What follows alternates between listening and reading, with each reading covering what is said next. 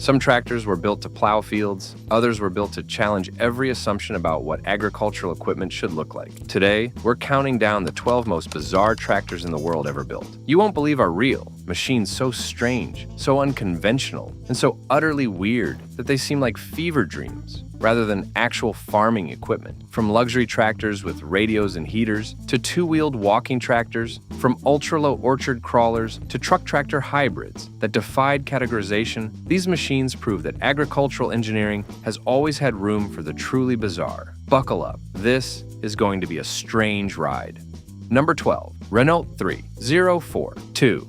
The Renault 3042 from 1950s. France looked genuinely bizarre with its narrow, tall proportions that violated every expectation about proper tractor design. While most tractors featured wide, stable stances, the Renault was dramatically tall and narrow, creating proportions that looked precarious and unstable. French engineers designed this configuration for working between vineyard rows and navigating tight spaces, but the result was a tractor that looked like it would tip over if you looked at it wrong. The two-cylinder diesel engine produced 30 horsepower, adequate power for light agricultural work, delivered through a chassis that seemed impossibly narrow. Renault engineered the 3042 specifically for French agricultural conditions, where narrow row spacing and tight turning requirements dominated. The tall, narrow configuration allowed working in spaces where wider tractors couldn't fit, solving genuine problems for French farmers. But the proportions looked absolutely bizarre to anyone accustomed to conventional tractors. The narrow track width was barely wider than the tires themselves, creating a footprint that seemed dangerously unstable for any agricultural work involving slopes or uneven terrain. Renault achieved the narrow configuration by positioning the rear wheels extremely close together and using a narrow front axle that provided minimal lateral stability. The center of gravity was relatively low despite the tall appearance, but the visual impression was of a tractor that would topple sideways at the slightest provocation. The steering geometry was designed to provide tight turning radius, essential for vineyard work, allowing the 3042 to navigate between rows and turn at row ends without damaging valuable vines. The transmission offered adequate gear selection for varying conditions, though the narrow track meant operators had to drive carefully to avoid tipping during turns on sloped vineyard terrain. The operator seat was positioned relatively high to provide visibility over the hood and down to the ground for precise cultivation work between delicate vine rows. The fuel tank capacity was modest, typically around 8 to 10 gallons, adequate for a day's work in the relatively small vineyard operations common in 1950s France. The hydraulic system was basic but functional, providing adequate lift capacity for the light implements, appropriate for the 3042's power level and intended applications. The 3042 featured simple mechanical controls that were reliable and easy to maintain,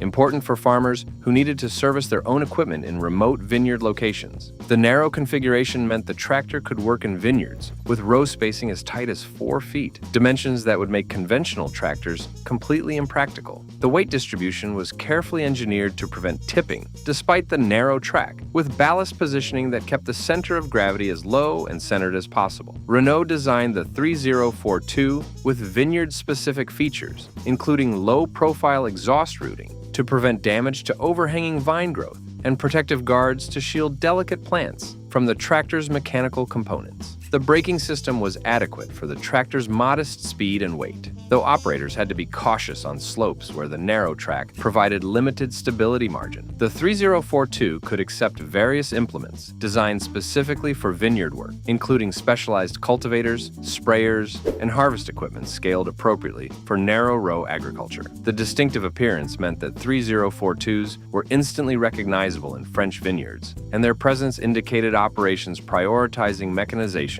despite the challenges of working in extremely confined spaces with valuable, delicate crops. The 3042's appearance was striking and strange. The extremely narrow track made it look unstable, and the relatively tall profile emphasized that narrow stance. The operator sat high above the ground with minimal stability margin. Everything about the proportions seemed wrong compared to stable, wide-stanced conventional tractors. The Renault looked like it belonged in a cartoon rather than serious agricultural work. Renault built the 3042 primarily for French domestic markets, where vineyard work dominated small farm operations. The narrow configuration worked effectively for its intended purpose, allowing mechanization in tight spaces where conventional tractors couldn't operate. But export markets found the bizarre proportions too strange to accept. Today, surviving 3042s are rare curiosities that represent French engineering applied to very specialized agricultural requirements. The Renault proved that practical solutions can look absolutely bizarre when optimized for specific conditions.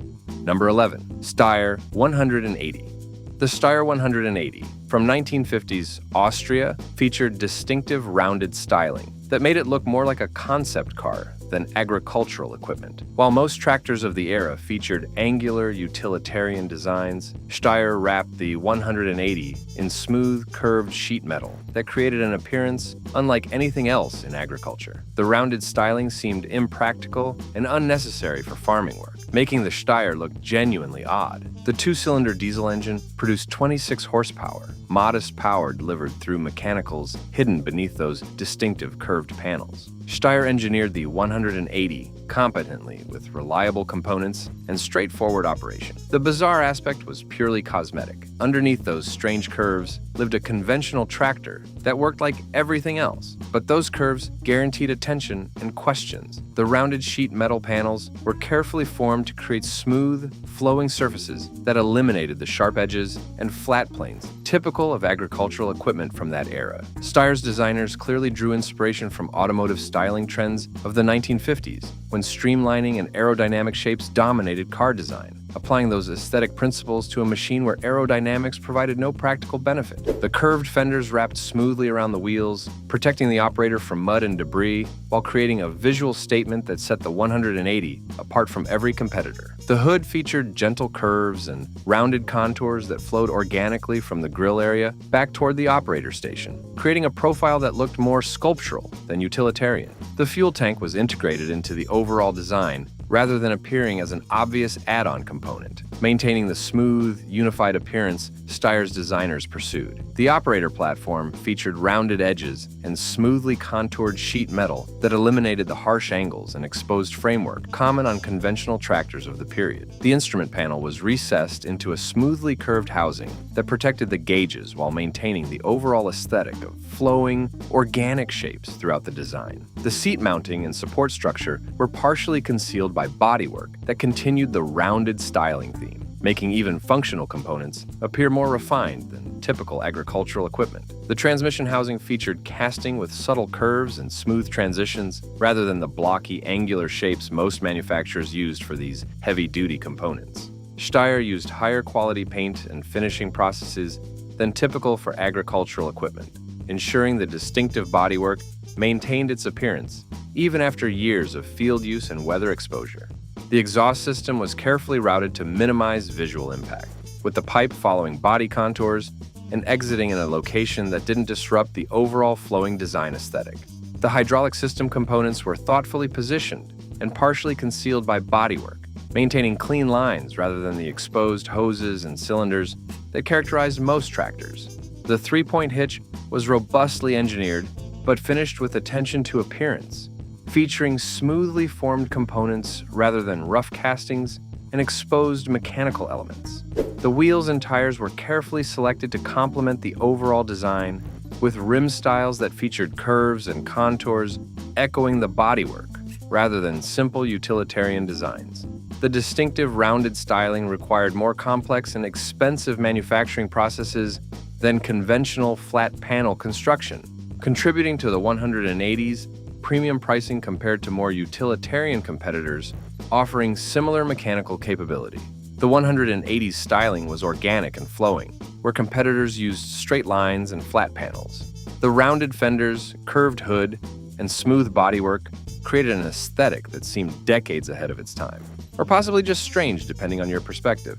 The styling suggested automotive influence rather than agricultural utility, as if Steyr's designers had forgotten they were building tractors rather than cars.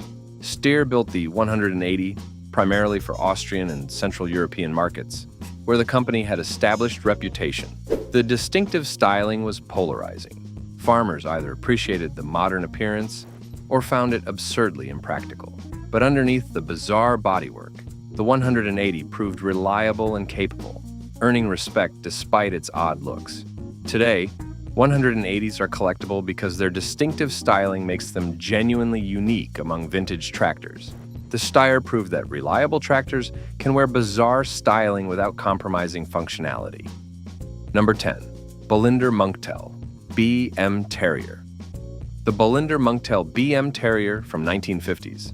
Sweden was a compact tractor with unusually quirky styling that made it look more like a child's toy than serious agricultural equipment. While most compact tractors maintained proportions similar to larger machines, the Terrier featured proportions that seemed compressed and cartoonish. The Swedish engineers created something genuinely useful, but undeniably bizarre.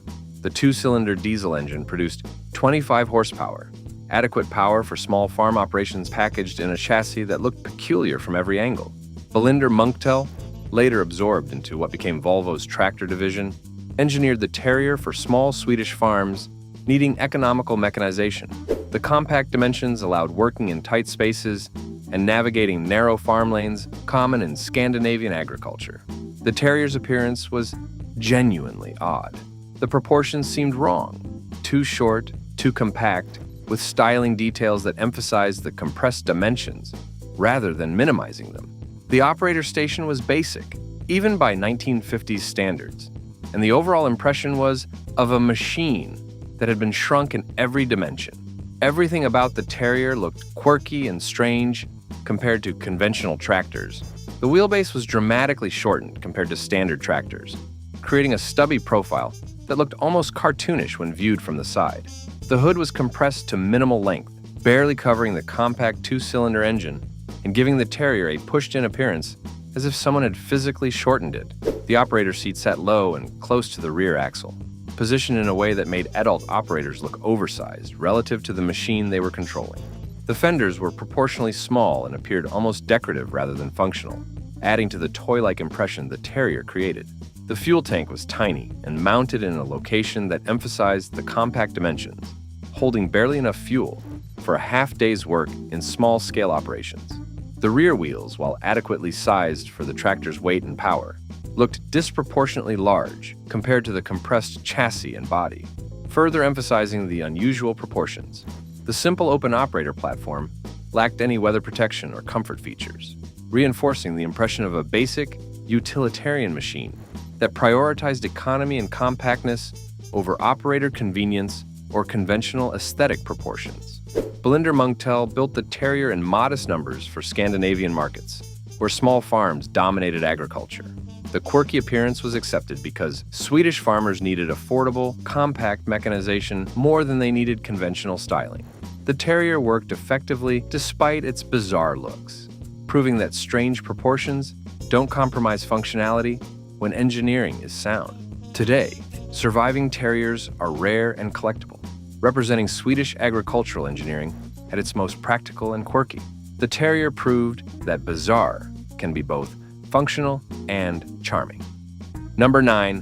Hanomag Robust 900. The Hanomag Robust 900 from 1970s. Germany featured boxy styling and unusual proportions that made it look more like construction equipment than agricultural machinery.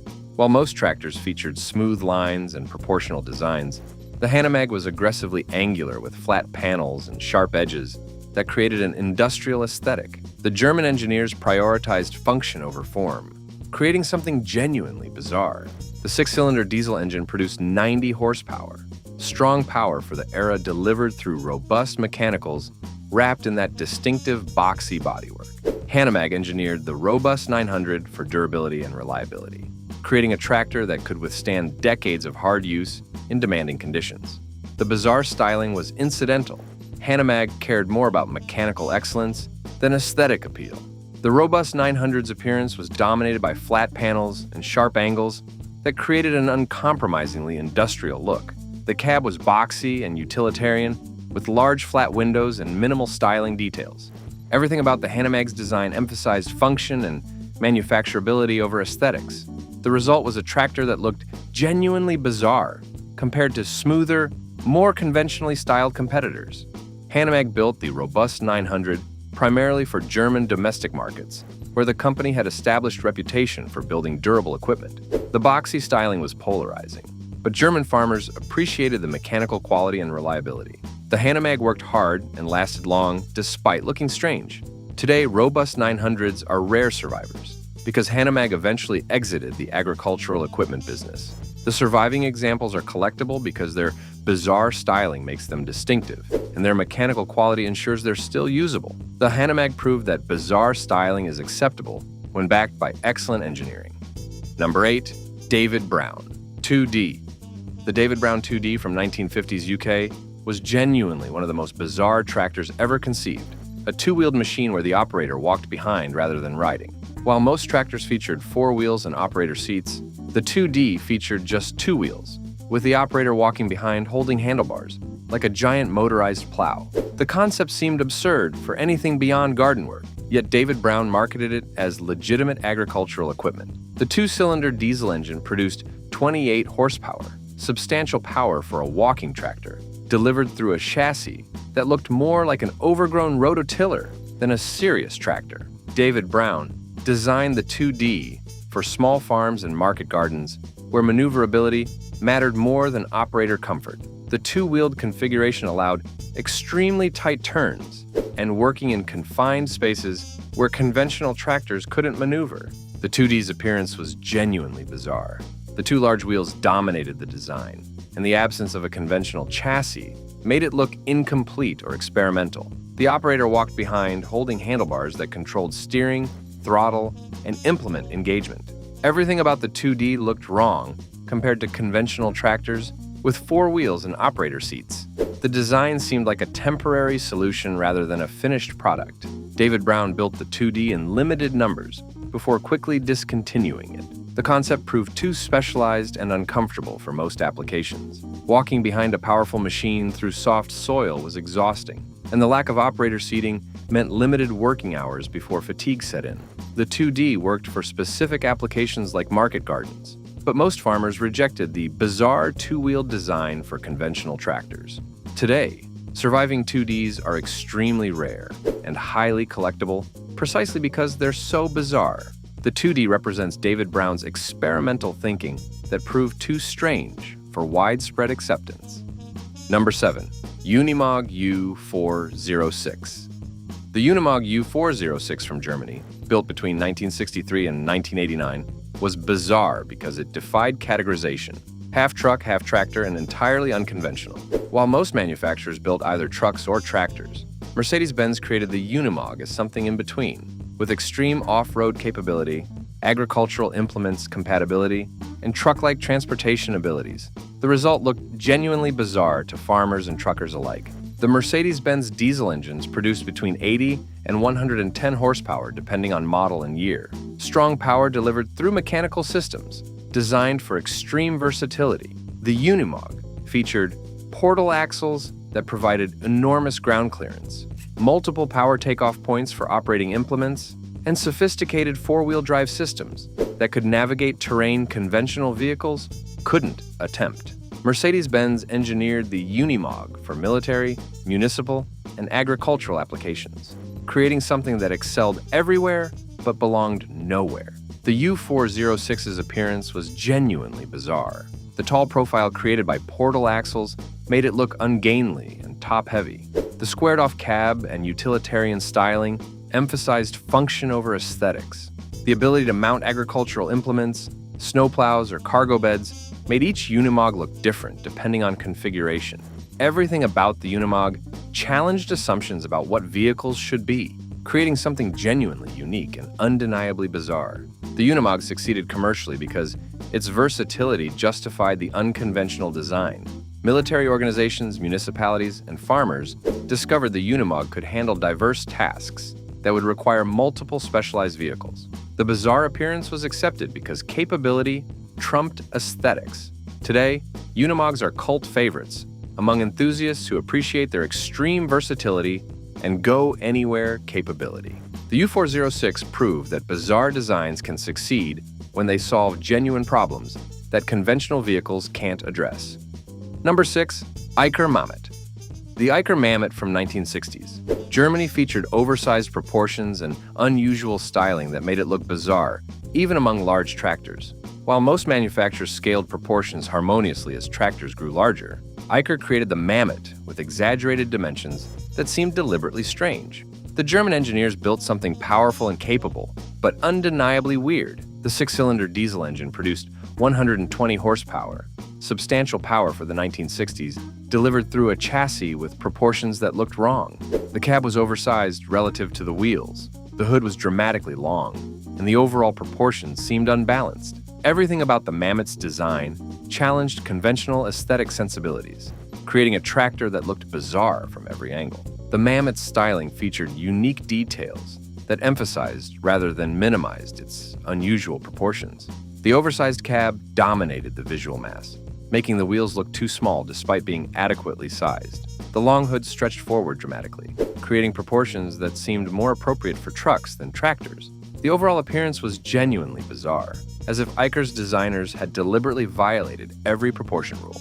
Eicher built the Mammoth in limited numbers for German farms, needing substantial power. The bizarre appearance limited appeal, but farmers who bought Mammoths found them capable and reliable despite looking strange. The mechanical quality was excellent, and the power was genuine, but the bizarre styling meant most farmers chose more conventionally styled competitors. Today, surviving Mammoths are rare and highly collectible because their unusual appearance makes them genuinely unique. The Mammoth proved that excellent engineering can be wrapped in bizarre styling that limits commercial success despite technical merit. Number 5. Massey Ferguson 135 Vineyard Special. The Massey Ferguson 135 Vineyard Special from 1960s, UK, took the popular 135 design and transformed it into something genuinely bizarre through extreme narrowing. While standard 135s featured conventional proportions, the Vineyard Special was dramatically narrowed for working between vineyard rows, creating proportions that looked precarious and unstable. The modification created a tractor that looked wrong despite being specifically engineered for its purpose. The three-cylinder diesel engine produced 45 horsepower, adequate power delivered through a chassis narrowed to dimensions that seemed impossible. Massey Ferguson achieved the narrow track by moving the wheels inward and reconfiguring the axles and drivetrain. The result allowed working in vineyards with tight row spacing, solving genuine problems for wine producers. But the proportions looked absolutely bizarre. The tractor appeared tall and narrow, like it would tip over during turns.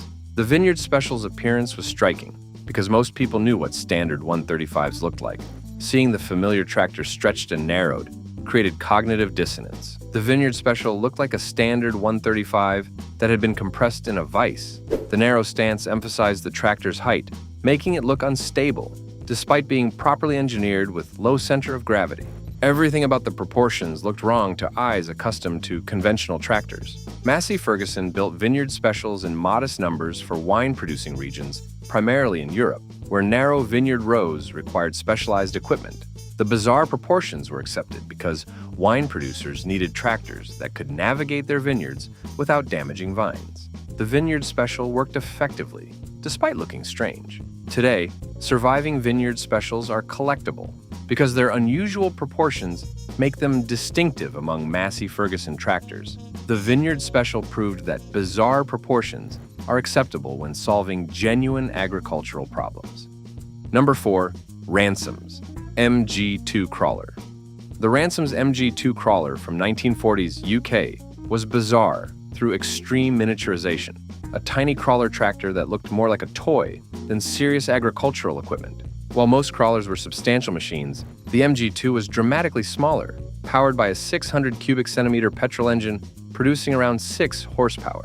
The scale was so small that adults operating it looked comically oversized. The tiny engine provided just enough power for light cultivation, mowing, and garden work. Ransomes designed the MG2 for market gardens, orchards, and estates, where larger equipment couldn't work effectively. The crawler tracks provided good traction despite the machine's lightweight, and the compact dimensions allowed working in tight spaces.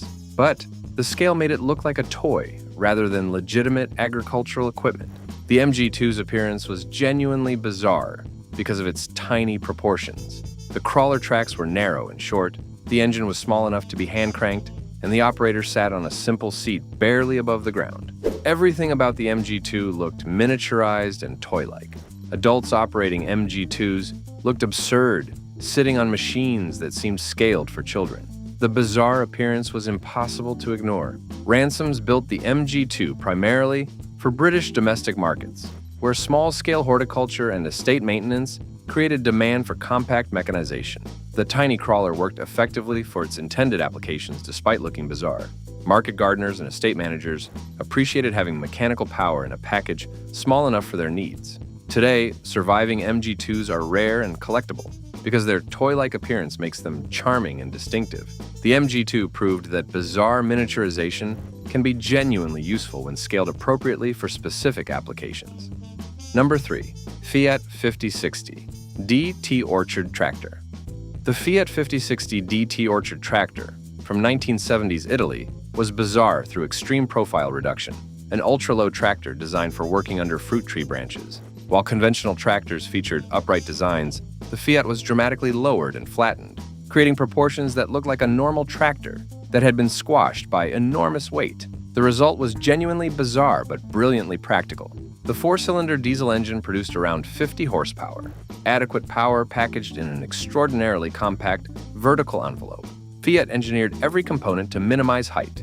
The engine was mounted low, the exhaust system was carefully routed horizontally, and the operator position was dramatically lowered. The result was a tractor that could work beneath branches that would strike conventional machines, allowing mechanized orchard work that otherwise required hand labor. The Fiat's appearance was startlingly bizarre. The extremely low profile made it look compressed or flattened, as if gravity had pressed it into the ground. The operator sat in a cramped, lowered position with minimal overhead clearance. The proportions violated every expectation about proper tractor design. The Fiat looked wrong from every angle, but in orchards and vineyards, that bizarre appearance translated to brilliant functionality. Fiat built orchard tractors in modest numbers for specialized markets primarily in Italy and Mediterranean countries, where fruit and wine production dominated agriculture. The bizarre appearance limited appeal outside those specific applications, but orchard operators appreciated having mechanization that could work under their valuable trees. Today, surviving Fiat orchard tractors are rare and collectible because their extreme proportions make them genuinely unique. The Fiat proved that bizarre designs can be exactly right when optimized for specific applications. Number 2. Schluter Super Trac 2500 VL. The Schluter Super Trac 2500 VL from 1970s. Germany was bizarre through excessive proportions and unusual styling. This massive German-built machine featured a 12-cylinder diesel engine, producing 250 horsepower, enormous power for the era delivered through a chassis, with proportions that looked genuinely strange. The oversized cab dominated the design, and the unusual styling made the Super Trac look more like construction equipment than agricultural machinery. The 12-cylinder engine was genuinely unusual for tractors. Most manufacturers used 4- or 6-cylinder motors, but Schluter believed 12 cylinders would provide smoother power delivery and better reliability through redundancy. The engine produced strong power across a wide operating range, and the sophisticated design impressed those who experienced it. But the complexity and cost made 12-cylinder engines impractical for most agricultural applications. The unusual engine configuration added to the Super Trac's bizarre character. The Super Trac's cab was enormous compared to contemporary tractors. Schluter designed the operator station with automotive-level comfort and features, creating a cab that looked disproportionately large on the tractor's frame. The styling was angular and distinctive, with German design sensibilities that seemed strange to farmers accustomed to American or British aesthetics. The oversized cab, combined with unusual proportions, created a machine that looked genuinely bizarre from every angle. Schluter built the Super Trac in very limited numbers for specialized German agricultural operations. The company targeted large farms needing substantial power and willing to pay premium prices for advanced features. But the market for such specialized equipment was tiny, and Schluter never achieved significant sales volume. The Super Trac remained a rare German giant that few outside Central Europe ever saw.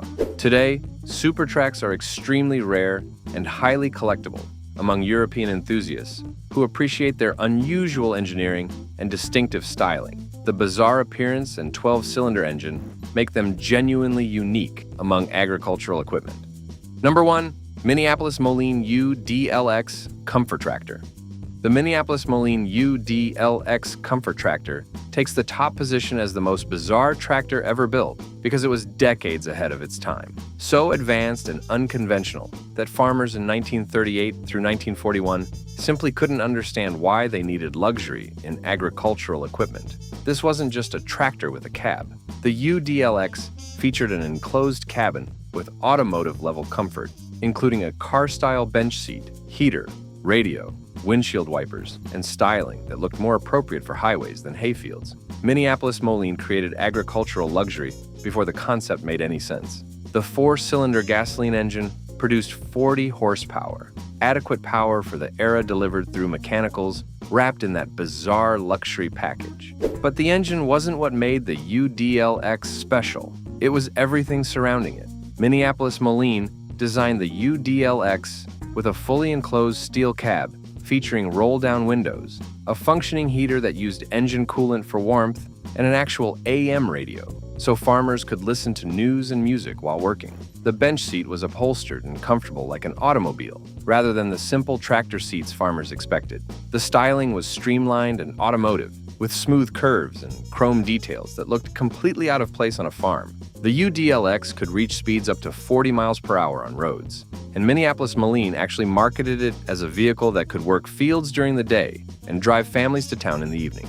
The company positioned the Comfort Tractor as the only vehicle many farmers would need, combining tractor capability with automobile comfort and versatility. The concept was brilliant but completely wrong for 1938, when the Depression still affected rural America and farmers couldn't justify luxury equipment. The UDLX's appearance was genuinely bizarre for a tractor. The enclosed cab looked like it belonged on a car, not agricultural equipment. The streamlined styling with chrome accents and smooth curves seemed absurdly impractical for farming. The automotive-style windows and doors violated every expectation about what tractors should look like. Everything about the UDLX challenged farmers to reconsider what agricultural equipment could be. But the timing was catastrophically wrong. The price was the UDLX's fatal flaw. Minneapolis Moline charged roughly twice what standard tractors cost, pricing the Comfort Tractor beyond what most farmers could justify. During an era when farmers were still recovering from the Depression and many were losing their farms, luxury tractors seemed like insulting frivolity. Farmers needed affordable, reliable equipment that could help them survive economically, not expensive luxury machines that played radios. Minneapolis Moline built approximately 150 UDLXs before discontinuing production. The bizarre luxury tractor was a commercial disaster, but it was also a prophecy. Everything the UDLX offered, enclosed cabs with climate control, comfortable seating, entertainment systems, automotive styling, became standard on tractors decades later. The UDLX was simply 30 or 40 years ahead of when farmers were ready to accept luxury in agricultural equipment.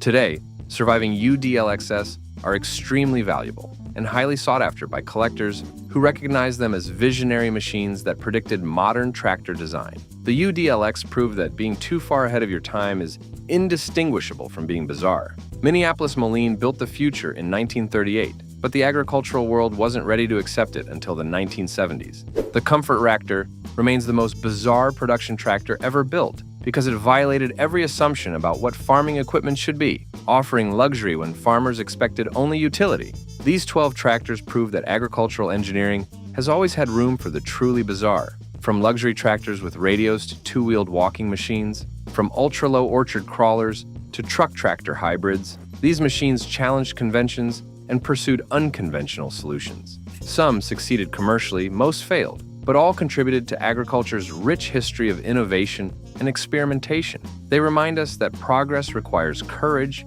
to pursue ideas that seem bizarre at first. Which of these strange machines fascinates you most? Share your thoughts in the comments below. And if you appreciate the weird and wonderful in farming history, hit that subscribe button for more stories about the machines that dared to be different